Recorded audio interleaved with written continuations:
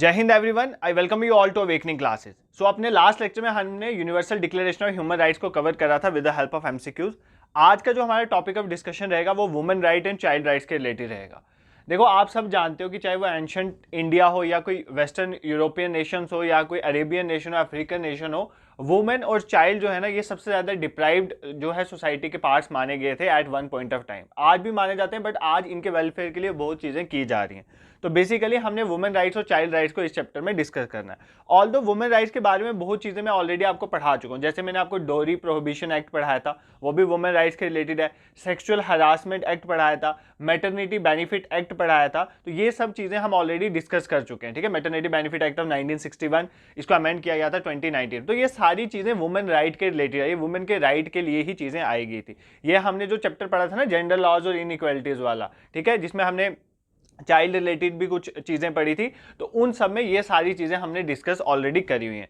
Rest जो चीज़ें रह गई थी वो आज के इस लेक्चर में हम कवर कर देंगे। इसके बाद के कुछ टॉपिक्स हैं जिसमें चाइल्ड अब्यूज़ वगैरह बताया हुआ है, तो वहाँ पर इन डेप्थ हम इन चीज़ों को डिस्कस करेंगे। देखो, एक लेक्चर देख के आपको फुल्ली प्रिपेयर नहीं होगा, ये मैं आपको गारंटी देता हूँ। आपको सभी लेक्चर्स देखने हैं, ये सब चीज़ें कॉन्टिन्यूटी में जुड़ी हुई हैं। जो चीज़ मैंने ऑलरेडी पहले पढ़ाई हुई है, जैसे मैंने जब जेंडर लॉज और इनइक्वालिटी पढ़ाया था, मैंने डोरी प्रोहिबिशन एक्ट पढ़ाया था, सेक्सुअल हरासमेंट एक्ट पढ़ाया था, मैटरनिटी बेनिफिट एक्ट पढ़ाया, तो वो आज के इस लेक्चर में वापस रिपीट नहीं करूंगा। ठीक है, जो ऑलरेडी हो गया वो वहीं पर आप कवर करोगे, उसको छोड़ के जो चीज़ें बच जाएंगी वो आज के इस लेक्चर में हम कवर कर देंगे।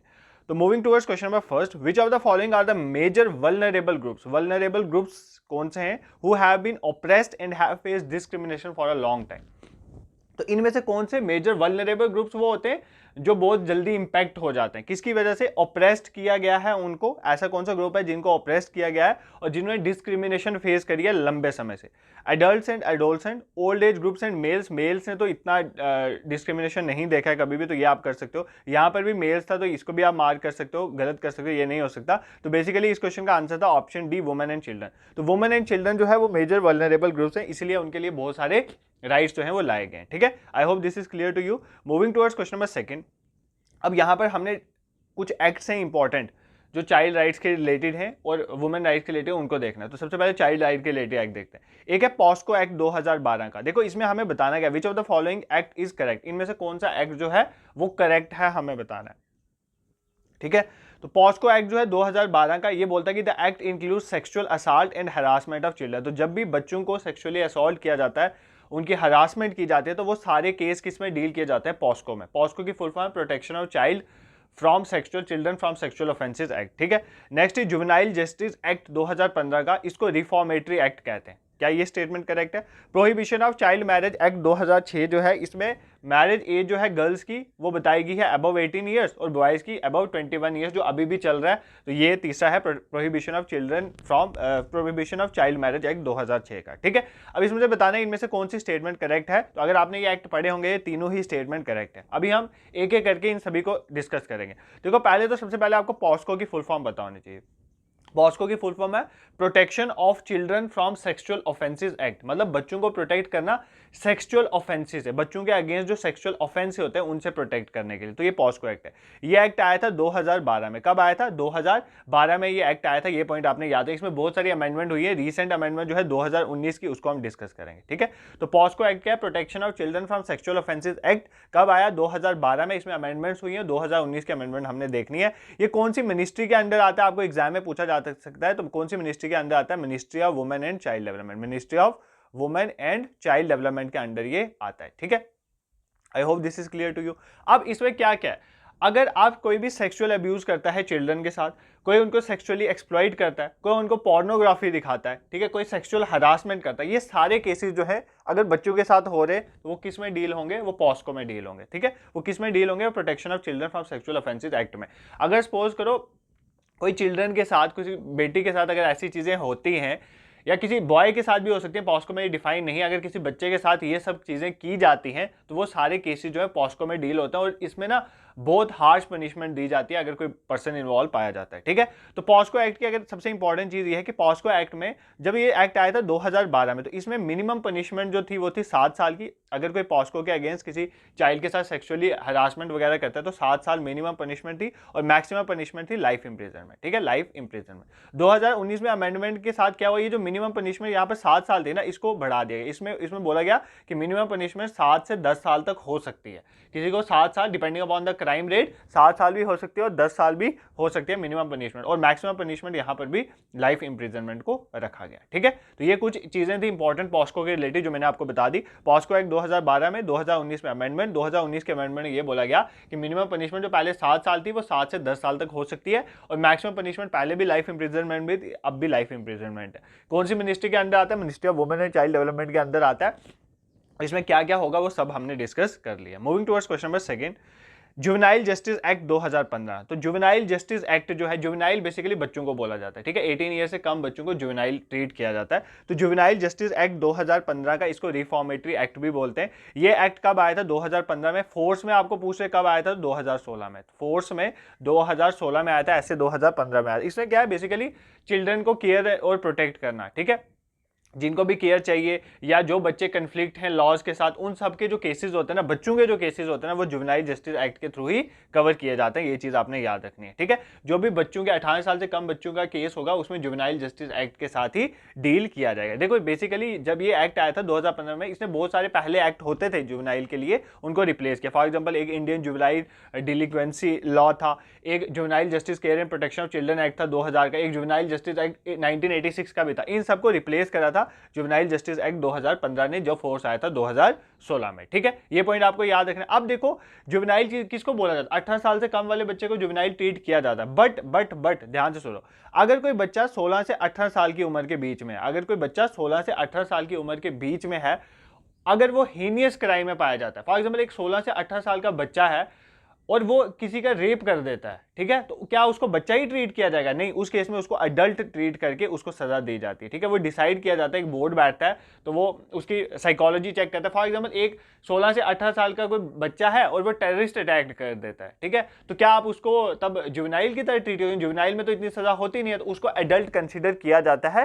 डिपेंडिंग अपॉन उसका ब्रेन चेक किया जाएगा क्या उसको एडल्ट वाली क्वालिटीज हैं या नहीं है, ठीक है। तो इस बेसिस में तो ये चीज भी आपने याद रखना है। ऐसे तो जुवेनाइल 18 साल से कम होता है, बट 16 से 18 साल के बच्चे को एडल्ट क्या होता है, जो 18 साल से ऊपर है उसको एडल्ट ट्रीट किया जा सकता है अगर वो किसी हीनियस क्राइम में पाया जाता है। हीनियस क्राइम मतलब बहुत खतरनाक वाले क्राइम उनमें पाया जाता है, ठीक है। I hope this is clear to you. Next, protection prohibition of child marriage act. तो चाइल्ड मैरिज को रोकने के लिए एक्ट आया 2006। इसमें तो कुछ इतना बताने वाला नहीं है। इसमें गर्ल्स की एज 18 साल रखेगी और बॉयज़ की एज 21 साल। अभी रिसेंटली 2021 में एक बिल भी लाया गया था आई थिंक, जिसमें ये बोला गया था गर्ल्स की एज को भी बढ़ा के 21 साल हो जाना चाहिए, बट ऐसा भी हुआ नहीं है पास। तो ये भी आप याद रखना कि एज जो है, मैरिजेबल एज गर्ल्स के लिए 18 है और बॉयज़ के लिए 21 साल। अगर इससे कम शादियां होती है ना तो रिपोर्ट करवा दिया करो, ठीक है। I hope this is clear to you. Moving towards question number third, which of the following would be an offense under the provision of protection of women from domestic violence act 2005। तो एक act है women को protect करना from domestic violence, जो घर पे violence होता है वुमेन के अगेंस्ट, उससे प्रोटेक्ट करने के लिए एक्ट है। देखो ये वुमेन के राइट ही है ना बेसिकली। एक एक्ट क्या प्रोवाइड करे, वुमेन को राइट प्रोवाइड करता है कि वुमेन के साथ डोमेस्टिक वायलेंस नहीं हो सकता, अगर होगा तो वो एक क्राइम माना जाएगा। तो इसमें हमें बताया गया कौन कौन सा ऑफेंस कंसिडर किया जाएगा। अब्यूजिंग वुमेन, वुमेन को गालियां निकालना, ये भी ऑफेंस में आएगा। Physical and mental torture for डोरी, डोरी के लिए फिजिकल और मेंटल टॉर्चर, ये क्या डोमेस्टिक वायलेंस में आता है? बोथ या नन, ठीक है। तो इसका आंसर है बोथ। ये तो सिंपल है, अगर पेपर में आया तो आप ऐसे भी मार्क कर देते। देखो डोमेस्टिक अब्यूजिंग वुमेन, वुमेन को अगर सपोज करो एक वाइफ है, उसका हस्बैंड या उसका कोई रिलेटिव जो है अगर गालियां निकाल रहा है तो वो डोमेस्टिक वायलेंस में इंक्लूड होता है। आपको अपने राइट्स पता होने चाहिए सबको, ठीक है।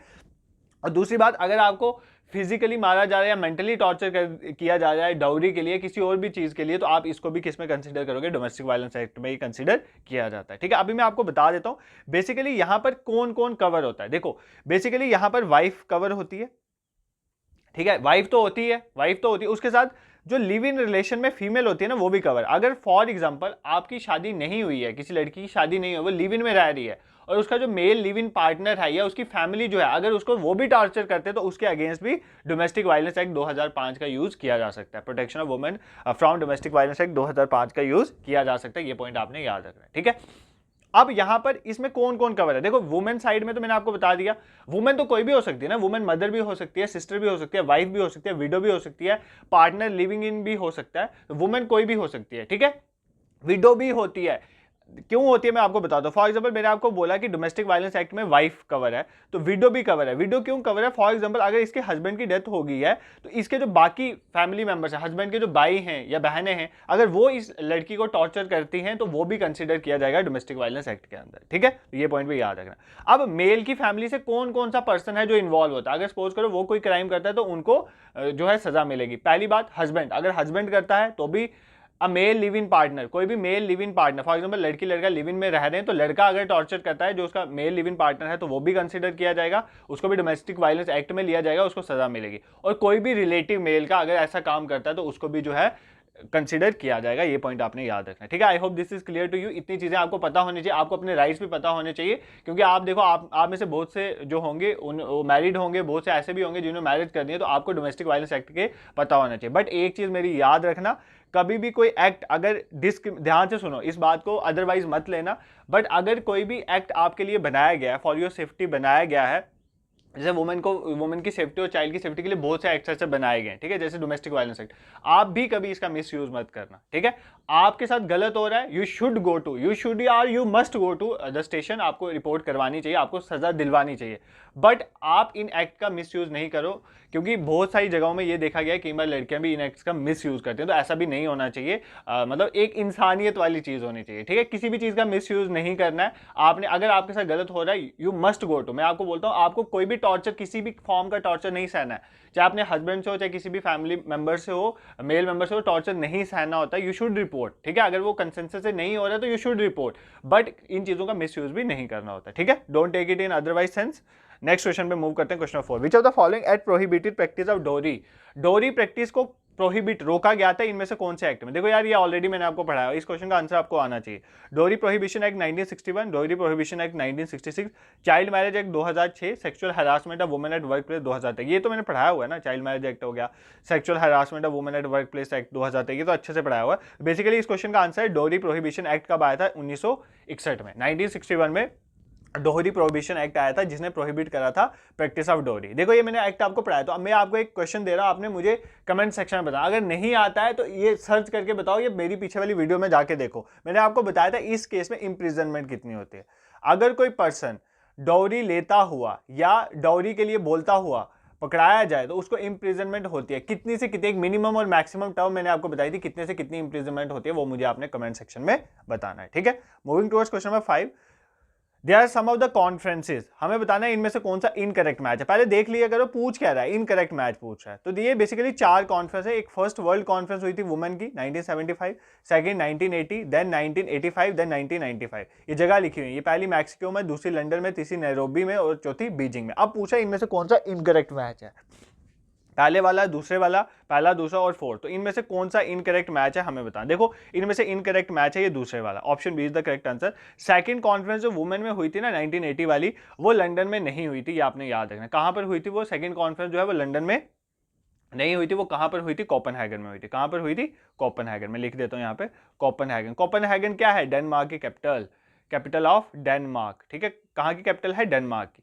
मैक्सिको किसकी कैपिटल है? अर्जेंटीना की। ये भी चीजें आपको पता होनी चाहिए ना, थोड़ा बहुत ये नॉलेज रखो। नैरोबी किन्या की कैपिटल है ना, किन्या की। चाइना की है बीजिंग, ये तो आपको पता ही होगा, चाइना की है बीजिंग, ये सारी इनकी कैपिटल है। बेसिकली ये था क्या, देखो यूनाइटेड नेशन ने ऑर्गेनाइज करी 4 कॉन्फ्रेंस, इसकी वुमेन के रिलेटेड 4 वर्ल्ड कॉन्फ्रेंस वुमेन के रिलेटेड यूनाइटेड नेशन ने ऑर्गेनाइज करी है, ताकि वुमेन इक्वालिटी को प्रमोट किया जाए, वुमेन इंपावरमेंट को बताया जाए, जेंडर डिस्क्रिमिनेशन को खत्म किया जाए। तो ये 4 कॉन्फ्रेंस आई। पहली हुई 1975 में, कहां पर हुई? मैक्सिको अर्जेंटीना में। Second 1980 Copenhagen Denmark, third 1985 Nairobi Kenya and fourth 1995 Beijing China में हुई।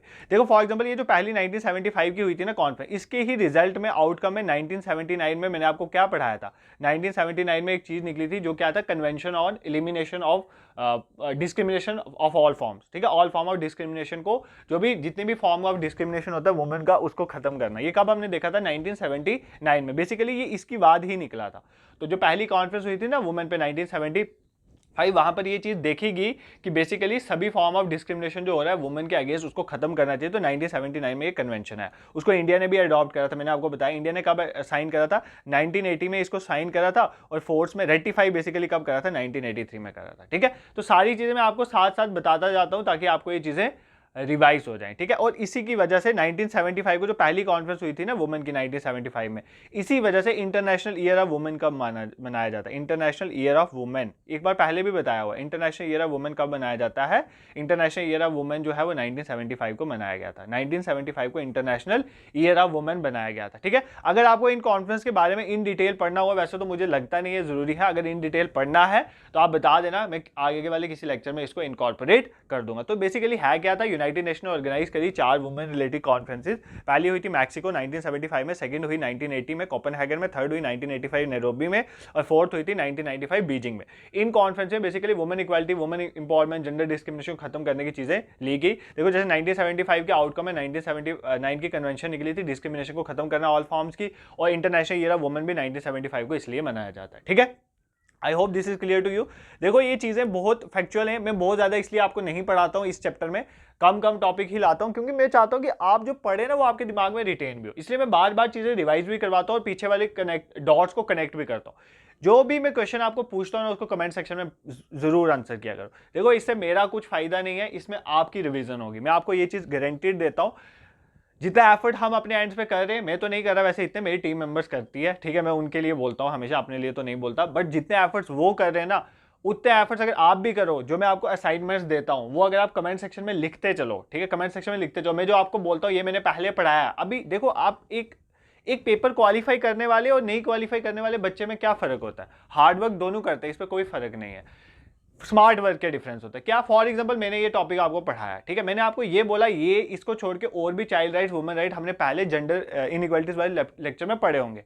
एक स्मार्ट वर्क वाला जो होगा ना बच्चा, वो क्या करेगा, वो इन दोनों को डॉट्स को कनेक्ट कर लेगा, वो उस लेक्चर को भी देख लेगा या आपने की नोटबुक है उसको रिवाइज कर लेगा। तो ऐसे कनेक्टिविटी से पढ़ोगे ना, मैं आपको डैम श्योर बोलता हूँ कि पेपर में गलती होने के चांसेस नहीं होते फिर, ठीक है। ज्यादा होगी डिस्कशन, अब स्टार्ट करते हैं। क्वेश्चन नंबर 6 है, the dash constitution amendment act 2002 का एक कॉन्स्टिट्यूशन अमेंडमेंट है, उसने राइट टू एजुकेशन को एक फंडामेंटल राइट बना दिया under article 21A of the constitution. तो कौन सी अमेंडमेंट एक्ट के थ्रू राइट टू एजुकेशन को क्या बनाया गया था, फंडामेंटल राइट। पहले right to education fundamental right नहीं था, कौन सी अमेंडमेंट हुई थी जिसमें क्या हुआ था, जो राइट टू एजुकेशन है उसको फंडामेंटल राइट बना दिया गया था और आर्टिकल 21A में डाला था हमारे कॉन्स्टिट्यूशन के। तो कौन सी थी वो, 82nd, 81st, 86th या 42nd अमेंडमेंट। तो कौन सी अमेंडमेंट में हुआ था, जो 86th अमेंडमेंट हुई थी ना 2002 की। अमेंडमेंट क्या होता है, कॉन्स्टिट्यूशन में चेंजिंग करना यार। तो अमेंडमेंट 82nd अमेंडमेंट 2002 में हमारे प्राइम मिनिस्टर कौन थे, सोचो। 2002 में हमारे प्राइम मिनिस्टर अटल बिहारी वाजपेयी थे। तो 2002 में 86th अमेंडमेंट हुई थी, जिसमें क्या हुआ था कि राइट टू एजुकेशन को एक फंडामेंटल राइट कंसीडर किया गया था और इसको फंडामेंटल राइट आर्टिकल 21A में डाला गया था, ठीक है। I hope this is clear to you. देखो बेसिकली मैं आपको एक चीज रिकमेंड करता हूँ, आपके सिलेबस में पॉलिटी अगर मेंशन है, ऑल तो मैंने देखा नहीं, मैं तो स्पेशलाइजेशन पे ही फोकस किया जा रहा हूँ, अगर आपके सिलेबस में पॉलिटी मेंशन है तो एक चीज मैं आपको रिकमेंड करूंगा, कॉन्स्टिट्यूशन या पॉलिटी करके एक प्लेलिस्ट बनी हुई है, उसमें जो जो टॉपिक पढ़ाया हुआ अगर आपके वो सिलेबस में मेंशन है ना, उसको पी जाना, उससे बाहर कुछ नहीं आएगा, गारंटीड देता हूं। मैंने वो बहुत मेहनत करके लेक्चर्स लाए थे, वो स्टार्टिंग के लेक्चर्स है ना, तो उसमें बिल्कुल स्टार्टिंग मेरा पहला लेक्चर ही पॉलिटी का था, तो उसमें मैंने बहुत मेहनत करी हुई है। आज तो मैं मेहनत नहीं करता, उससे ज्यादा मेहनत मैंने उन लेक्चर्स में करी, तो वो लेक्चर्स आप देख लेना। अगर आपका पॉलिटी वाला पोर्शन में कोई भी डाउट है वो क्लियर, और ये साथ साथ कवर करो। मैं ये बोल रहा हूँ आपको, बार बार मैं वापस वो चीजें नहीं पढ़ाऊंगा जो ऑलरेडी मेरे चैनल में पड़ी हुई है, ठीक है। नेक्स्ट क्वेश्चन नंबर 7 पे मूव करते हैं। यूनिसेफ एक स्पेशल प्रोग्राम है यूएनओ का, ठीक है, with an aim to improve the health, nutrition, education and general welfare of children.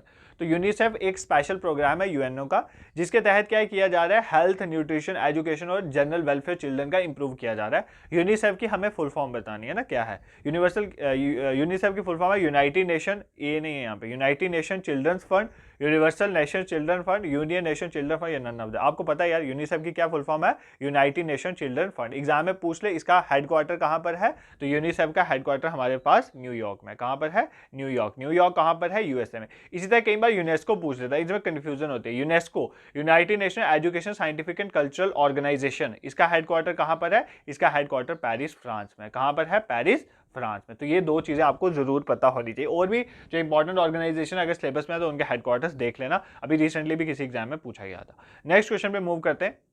Which year was declared as the international year of children. International year of women देख लिया अभी ऊपर, ठीक है 1975। अब इंटरनेशनल ईयर ऑफ चिल्ड्रन कौन से year को कंसीडर किया जाता है, 1972, 75, 1979 या 1982, रट लो, इसका आंसर है 1979। 1979 को कंसीडर किया जाता है as international year of children. किसने डिक्लेयर किया होगा, यूनाइटेड नेशंस ने, ठीक है। नेक्स्ट क्वेश्चन पे मूव करते हैं, question 9, international women's day is celebrated on. यार ये तो सबको पता है, अगर नहीं पता है तो आपको पता होना चाहिए था। इंटरनेशनल वुमेन्स डे कब मनाया जाता है, 8 मार्च, 8 अगस्त, 8 अप्रैल या 12 मार्च, ठीक है।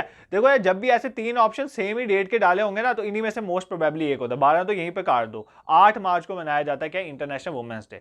तो इस साल भी मनाया गया होगा, अभी मार्च ही चल रहा है, आज लास्ट डे है, तो 8 मार्च को इंटरनेशनल वुमेन्स डे मनाया गया। तो इसकी कोई थीम हुई होगी, जब भी कोई डे बनाया जाता है उसकी कोई थीम होती, तो इस बार की थीम याद कर लेना। थीम था काउंट हर इन, ठीक है, एक्सेलरेटिंग, लिख देता हूं मैं यहां पे, लिख लो कहीं पे, accelerating gender equality through economic empowerment. Basically यहां पर पता है किसकी बात की जा रही है, मैं एक बार पढ़ लेता हूं, count her in accelerating gender equality through economic. Basically यहां पर बोल रहा है कि वुमेन की इकोनॉमिक एम्पावरमेंट होगी, इसकी वजह से जेंडर इक्वालिटी जो है वो बढ़ेगी। तो अगर आपको जेंडर इक्वालिटी को एक्सेलरेट करना है तो वो कैसे होगा, through economic empowerment of women, ठीक है। ये था इंटरनेशनल वुमेन डे। इसी तरह मैंने आपको बताया था हमारा देश का नेशनल वुमेन डे भी बनाया जाता है। वो कब बनाया जाता है, 13 फेब को। ये मैंने आपको होमवर्क भी दिया था। वो किसकी बर्थ एनिवर्सरी, सरोजिनी नायडू की, ठीक है, सरोजिनी नायडू जी की बर्थ एनिवर्सरी को 13 फेब को क्या बनाया जाता है, हमारा नेशनल वुमेन्स डे, ठीक है। Moving towards question number 10, the medical termination of pregnancy, MTP act सुना होगा, 2021 में इसमें अमेंडमेंट हुई है एमटीपी एक्ट। तो आया कब था, बेसिकली एमटीपी एक्ट आया था 1971 में पहली बार। तो ये बेसिकली अमेंडमेंट की बात, उसमें अमेंडमेंट होती रही, तो 2021 के अमेंडमेंट की बात। एमटीपी एक्ट का मतलब है मेडिकली टर्मिनेट करना प्रेगनेंसी को। अगर एक वुमेन प्रेग्नेंट हो जाती है और वो अपनी प्रेगनेंसी को टर्मिनेट करना चाहती है, तो वो एमटीपी एक्ट 2000 पहले कब आया था, 1971, अब उसमें अमेंडमेंट करके 2021 के थ्रू करेगी, क्या करेगी, टर्मिनेट करेगी प्रेगनेंसी को। लीगलाइज करता है abortion in India and increase the upper gestation limit from 20 to 24 weeks for. देखो पहले क्या होता था कि 20 हफ्ते तक जो है वुमेन जो है वो क्या करवा सकती थी, अभी मैं बताऊंगा आपको, वुमेन जो है टर्मिनेट करवा सकती थी प्रेगनेंसी को, मतलब अबॉर्शन करवा सकती थी। अब इस लिमिट को बढ़ा के 24 वीक तक, 20 से 24 वीक भी आप क्या कर सकती है, कोई वुमेन जो है वो क्या कर सकती है, वो वुमेन जो है वो टर्मिनेट करवा सकती है प्रेगनेंसी, मतलब अबॉर्शन करवा सकती है। बट क्या ये सभी वुमेन के लिए है, क्या ये वुमेन बिलो 30 ईयर्स के लिए है, वुमेन हुआ रेप विक्टिम्स हैं जो, या डिफरेंटली एबल वुमेन में है, या वुमेन आफ्टर 30 है। देखो बेसिकली ये है वुमेन हुआ rape victim, differently able women. देखो मैं आपको बता दूं सिचुएशन क्या है। सिचुएशन ये है कि 20 हफ्ते तक कोई भी करवा सकता है, कोई भी करवा सकता है ना, 20 हफ्ते तक कोई भी वुमेन जो है वो टर्मिनेट करवा सकती है प्रेगनेंसी।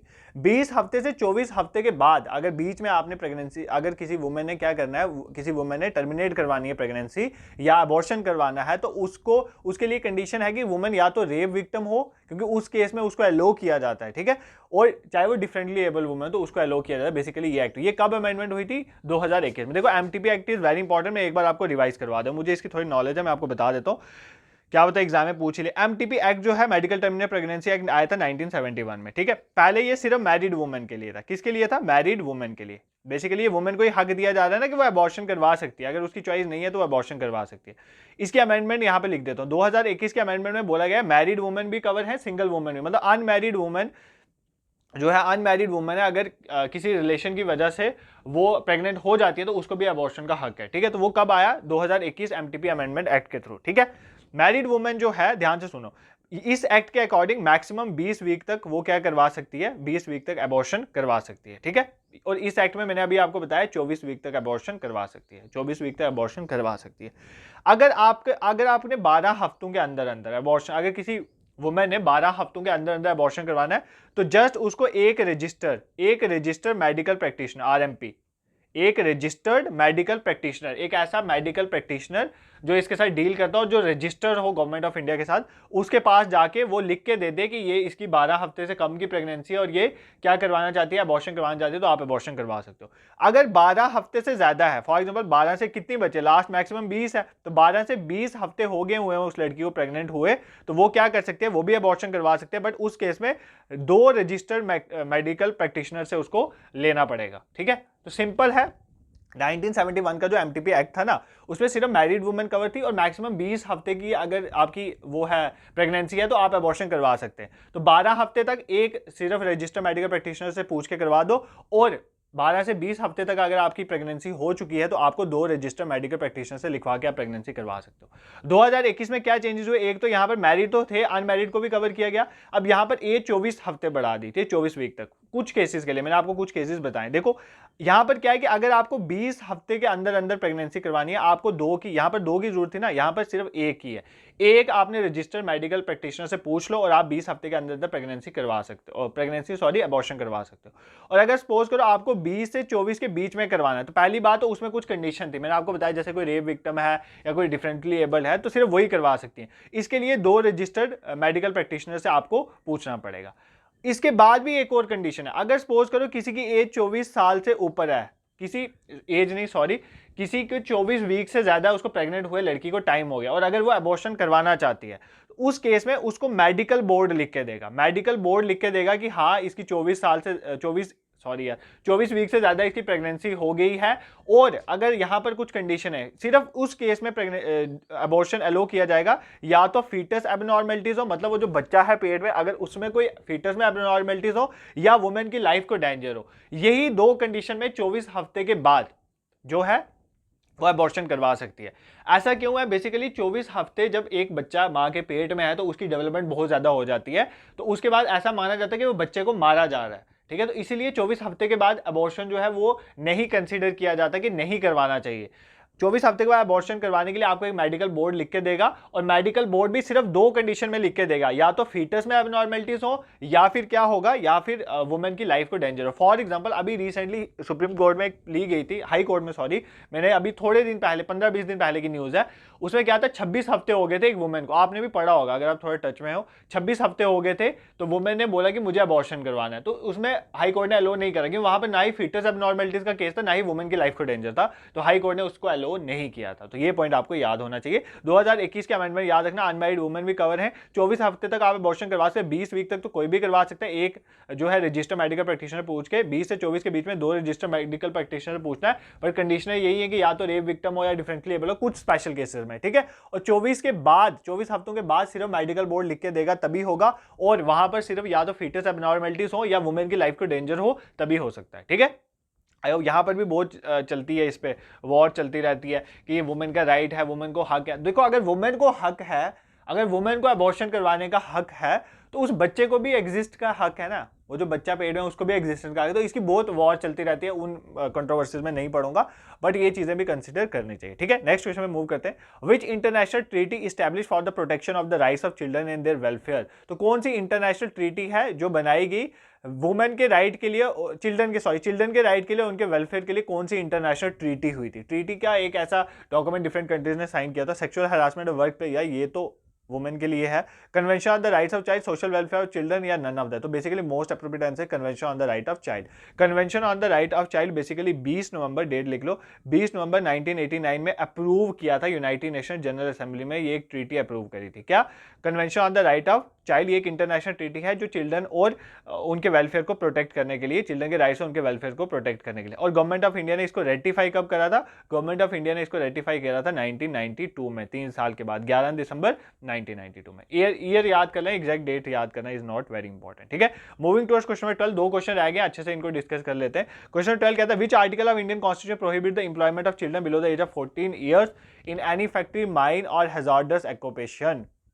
देखो बेसिकली इसमें बोला गया है कि कौन सा आर्टिकल इंडियन कॉन्स्टिट्यूशन का कहता है कि आप बच्चों को जिनकी उम्र 14 साल से कम है उनको किसी भी फैक्ट्री में, किसी भी माइन में, किसी भी हैजार्डस ऑक्यूपेशन में नहीं लगा सकते। ठीक है, देखो होता क्या है, 18 साल से कम जो है बच्चे, देखो ध्यान से, उनको हम किसी भी हैजार्डस में नहीं लगा, हैजार्डस मतलब जहां पर जानलेवा कुछ हो। ठीक है, बट 14 साल से कम वाले जो हैं उनको तो फैक्ट्री में भी नहीं लगा सकते। इसका मतलब 14 से 18 साल के बीच वाले जो हैं, इनको ध्यान से सुनो, 14 से 18 साल के बीच वाले को हम बच्चों को फैक्ट्रीज में लगा सकते हैं, बट जहां पर भी जान का नुकसान होगा वहां पर हम 18 साल से कम बच्चे को ही नहीं लगा सकते। तो बेसिकली यहां पर ये पूछा कि 14 साल से कम वाला बच्चा जो है वो किसी फैक्ट्री में काम नहीं कर सकता, किसी माइंस में नहीं कर सकता और किसी हैजार्डस ऑक्यूपेशन में काम नहीं कर सकता। ये कौन से हमारे इंडियन कॉन्स्टिट्यूशन के फंडामेंटल राइट्स में बोला गया? आर्टिकल 15, आर्टिकल 14, आर्टिकल 21 या आर्टिकल 24। तो कहां बोला गया? आर्टिकल 24। तो बेसिकली आर्टिकल 23 और 24 जो है ना वो राइट है अगेंस्ट एक्सप्लॉइटेशन, बच्चे को या किसी को भी एक्सप्लॉइट नहीं किया जाए उसके अगेंस्ट राइट है। आर्टिकल 24 तो मैंने आपको पढ़ा दिया